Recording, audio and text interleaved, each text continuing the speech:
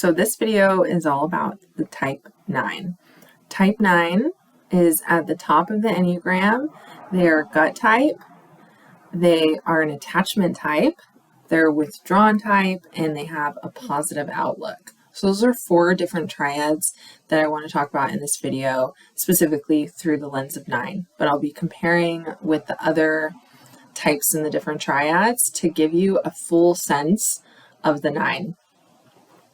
That's why I love looking at all these different types through those triads, because there are tons of qualities or personality traits that types share and that overlap with other ones.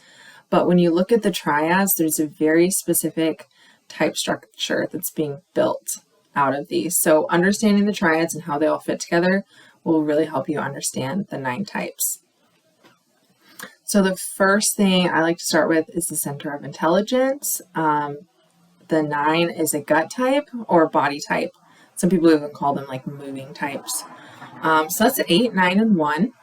And gut types are concerned with how we take up space in the world, how we earn our right to exist. Maybe not earn, but it's about that, how we assert ourselves as individuals, how I am my own person and you're your own person, and there's a boundary between us. When boundaries are broken or infringed upon, the reaction is anger or rage. There's usually like a deep-seated rage in 8s, 9s, and 1s because they are continuously buffering against reality by creating boundaries, or by not in the type of the 9, in the case of the 9. So to talk about gut types a little bit, I'll start with 8, because 8's kind of like a good example of raw gut power. They do not have any qualms about showing their anger or expressing it. There's no shame or guilt about being a big presence, about being strong, or about pushing their boundary out to exclude other people. So there's this sense of vitality and will within the 8, and it can come off really strong sometimes to some people.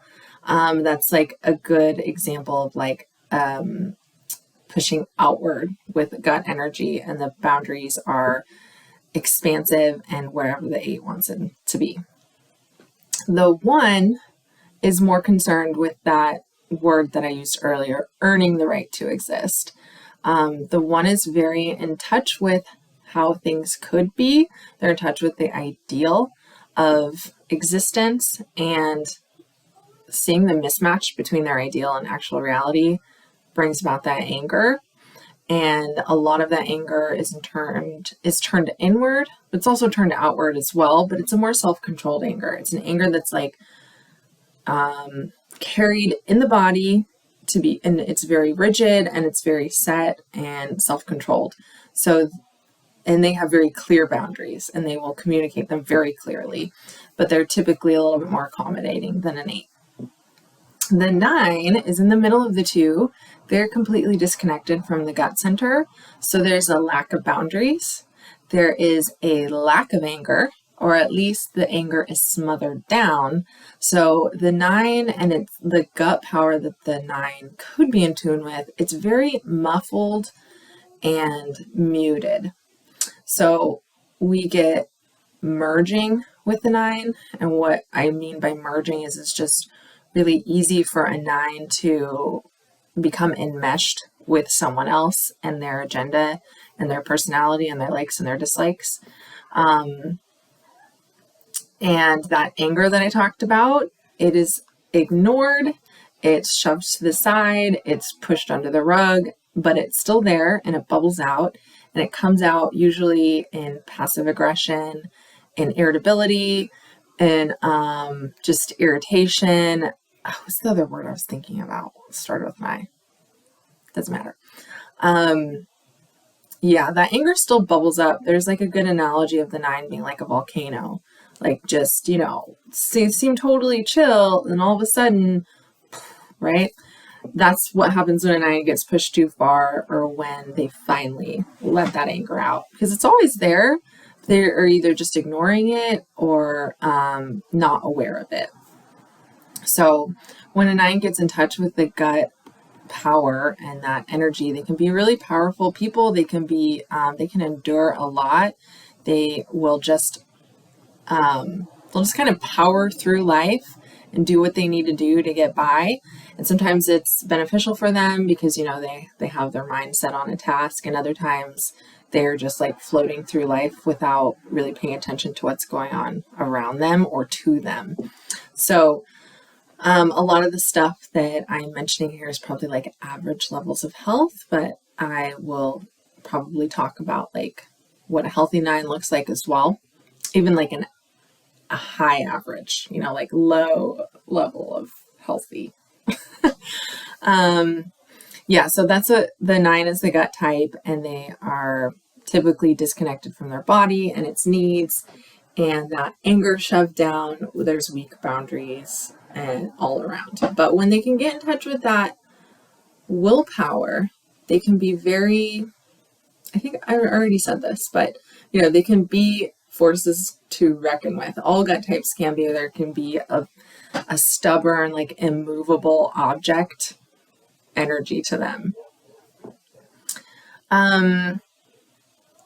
I think the next triad I'd like to talk about is object relations. So the 9 is an attachment type, along with 3 and 6. And so these 3 types are adapting to other people. They're changing something about themselves, or at least about their expression, in order to stay attached to people that they love, or people that they care about, or people that they look up to, or whatever.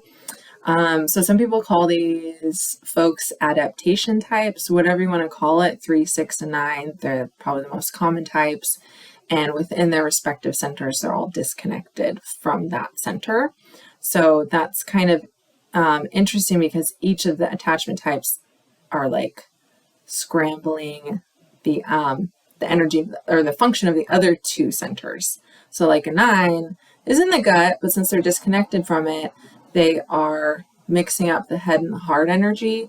They're thinking about their feelings instead of feeling them, and they are using their feelings to drive mental processes and narratives. And with the attachment in particular, the 9 is adapting many different things about themselves and about their lifestyle in order to stay attached to people. So this can manifest in a couple different ways. There's kind of a lack of individuation with a lot of 9s. There's this sense, especially, you know, 9s in their 20s and 30s, there's a sense of like this, what's the word? I don't want to say immature, but it's something like this stunted adulthood. Obviously, most 9s grow up and become a mature adults, so there's a way that we overcome it, but it can take a little bit longer, I believe, for like 9s to get in touch with themselves and with their own assertiveness and their own power. And I think that's partially because of the attachment. That approach to relationships is, oh, I'm just gonna, you know, it's okay if I compromise on this thing. It's fine. Maybe they'll compromise on something else later down the road. And if you continue to tell yourself that over and over and over again, you can get into situations where you're the only one adapting that the person isn't, or you're adapting past the point of like your true self, or you're adapting into this form that you might not even recognize throughout the years. So attachment types, you know, all struggle with that. And the difference is with 3s.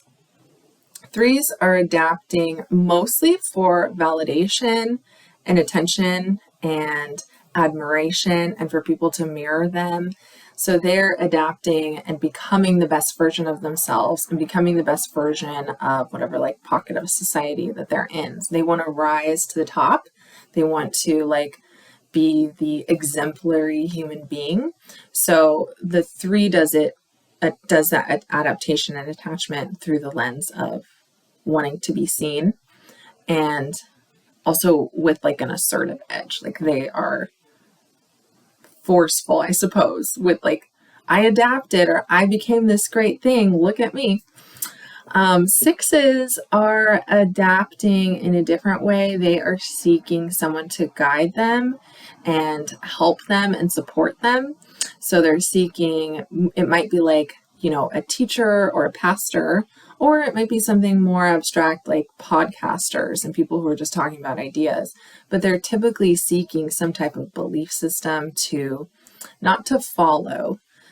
Maybe it is to follow, but a lot of sixes, might follow something and then they'll start questioning it because they are testing the waters and are continually looking for the best authority or the best leader in whatever they're like seeking help in.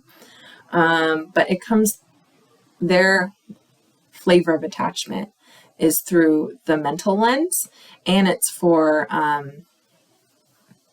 because they're seeking someone to guide them through life. So the 9 has their own level of attachment or adaptation. I think it's a little bit of both, but it's also something that's very like specific to themselves at the same time. Like they're adapting and attaching to people so that they don't have to, because they don't know what else to do, honestly. Like there's a weak sense of self with a lot of 9s. And so adapting to somebody else gives them something to do and someone to be. It kind of leads well into the Hornevian triads, which is the withdrawn type, the withdrawn, assertive, and superego types. 9 is a withdrawn type, along with 4 and 5.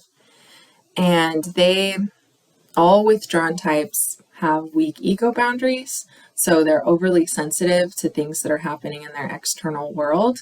And they often retreat or withdraw from the external world to like be with themselves. So all 3 types have lots of tendencies towards like introspection and being in their own heads. And so if we put it well in the other video, processing impressions internally.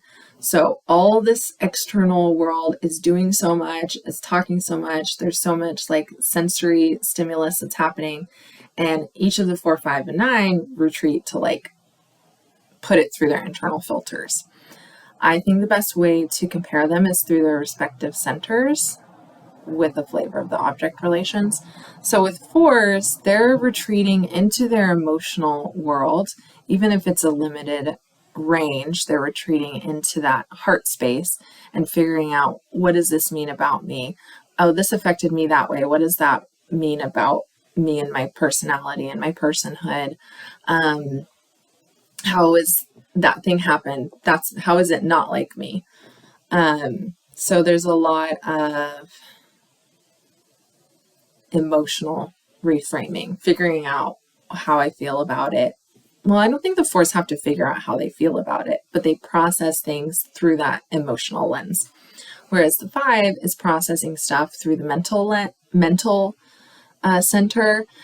They're processing things through mental frameworks and thought processes and narratives and things that they studied and researched and obscure things that they read in books and on deep corners of the internet. So the 5 is, doing the same thing, but it goes through the thoughts instead of the heart. And with the 9, we withdraw into ourselves, but we're still kind of disconnected from our body. So it's kind of this interesting thing. I wouldn't say that the 9 withdraws into the gut, but in a way we do, because we're seeking like that deeper intuition and that deeper sense of knowing that a lot of 9s have. Like they know that the truth is somewhere inside of them. And so they retreat from the outside world that's too much and try to find some type of like internal truth. And it's hard to, I'm saying truth and it's making me think of 6, but it's different. It's something different than like the mental truth that we can all come across. It's not about, I don't know, it's just like this gut thing that 9s are withdrawing into. And even this, and me talking about it, is a great example of how like the 9 gut withdrawnness can get kind of fuzzy and gets very like esoteric and cloudy because there's certain things that a 9 and many 9 fixers probably know, but it's hard to like express in words. So I don't know. We'll just go with that with the withdrawn stuff. I do want to add though that there's a certain quality that you can actually see visually in a 9 and probably 4 and 5 too. There's certain like body language. A lot of withdrawn types seem small, even if they're not. There's like this certain sense of like wanting to stay small and separate from others in a sense. Like there's, many withdrawn types are terrible with eye contact and they're the people who you get on a group call on Discord and they're the ones who are like, just stay on mute the entire time, like 2 hours. Oh, they won't notice if I'm not here, right? That's the like specific, maybe specifically for 9s, but I could see any withdrawn type doing that, just like not showing up fully in the world and in day-to-day conversation. But 9s have a certain flavor of it because even though they're withdrawn, they're still here in a sense, whereas 4 and 5 feel like even more separate. And I think that's can be attributed to the object relations. A withdrawn type who's an attachment type still wants to adapt to things and like go with the flow and have fun with people. But a withdrawn type who is a frustration type, like the 4, is going to be like, no, I'm not doing that. Mm-mm. And a 5's just going to be like completely in their own world talking about their like obscure interest or something. So the last triad is the harmonic, I think it's just called harmonic triads. So the 9 is a positive outlook type. It does not necessarily mean they're always positive or bubbly or optimistic. 7s and 2s are also positive outlook types. Of the 2, the 7, and the 9, they're typically avoiding more negative emotions and refusing to deal with those. So like the 7 and the 9 in particular have a really hard time sitting with sadness or with loneliness or with pain.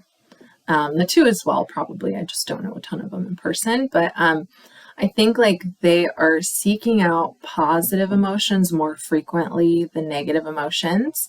When negative emotions come up, the 2, the 7, and the 9 don't want to sit with them for very long. And the difference is, again, kind of come back to the center, where the 2 is seeking out positive emotions about people and about relationships and like, especially about themselves. They want to feel good about themselves. So they're highlighting their strengths as a helper and a caretaker and as someone who is going to solve all your problems. And the 7 is really positive about or seeking positive emotions around their ideas and around the things that they want to do and around the possibilities about something, which is a mental center angle to it because they are thinking about all the different things that could happen if people would just get on board, right? Or if I could just do this, I'm going to do it, and this is going to be so exciting. It's this flavor of 7 enthusiasm. And the 9 is not as expressive with their positive emotions, but it's this thing that's more inside of us. It's a general belief that things are going to be okay and that there's a silver lining to be found in all things, and even the crappiest situations can be reframed in order to bolster the 9 and their agenda. I think so much of this is driven by avoidance of negative emotions though. So it took me a while to like kind of wrap my head around it. I mean, if you notice, as I'm like, this is a different day of doing this video because I was like, how is the 9 positive? Because, I mean, I know how I'm positive or optimistic, but I'm trying to connect it to like all 9s and the type structure of the 9. And I really do believe that it's driven by this urge to keep things pretty stable and not be disturbed too much. And if there's too much negativity, that means the 9 is being bothered and that they're feeling and feeling anger, and they don't want to feel anger. They want to feel in sync with everything and accepting of all things, and they want the essential quality of harmony. There's no real, at least in the ego sense of the 9, there's no place for harmony when there's anger, fear, sadness, pain, all that stuff. At least in, we've internalized certain messages about what being in sync with things looks like. And I think that's related to being an attachment type, where we want to be in harmony with the people around us and in our primary relationships. And so there doesn't seem to be a place for a lot of these stronger, more intense emotions. And it kind of compounds on the fact that the 9 is a withdrawn type. And so they keep a lot of that stuff hidden and inside themselves, and they will process it on their own. So like 9s aren't never sad or anything, can actually be quite moody and go through all kinds of ups and downs when it comes to emotions and feelings. But what we're going to present to the world is usually a more calm, stable, rational way of being, and it's going to be palatable so that we're not pissing people off. Not always, of course, but just speaking on like the day-to-day average functioning of a 9, that's what you're going to see more likely. So we've gone over the type 9 structure through 4 triads: the gut type, that is withdrawn, that's an attachment type, and has a positive outlook.